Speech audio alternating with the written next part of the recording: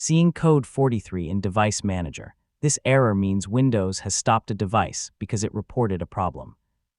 In this guide, I'll show you several practical ways to troubleshoot code 43. First, restart your computer. A temporary hardware or driver problem can sometimes clear after a reboot. Once Windows starts again, open Device Manager and check if the error is gone. If code 43 involves an external device, disconnect it and connect it again. For USB hardware, try a different USB port if possible. This helps rule out a temporary connection problem. Next, right-click the affected device in Device Manager and select Update Driver. Choose Search automatically for drivers and let Windows check for a compatible version. If no driver is found, open Windows Update and select Check for updates. Also look under Optional Updates for available driver updates. Sometimes Windows delivers important hardware drivers this way. If code 43 remains, try reinstalling the driver.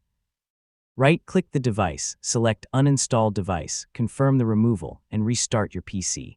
Windows may detect the hardware and reinstall a compatible driver automatically. If Windows doesn't fix the problem, download the latest driver from your computer or hardware manufacturer's official website. Choose the driver for your exact model and Windows version, then install it. Code 43 can also point to a hardware problem. Check cables, USB connections, power, and physical installation where appropriate. If the error continues across different ports or computers, the device itself may need repair or replacement. And that's how to troubleshoot code 43 in Device Manager. Start with a restart and connection check, then update or reinstall the driver. So if the error keeps returning, don't ignore the possibility of a hardware problem.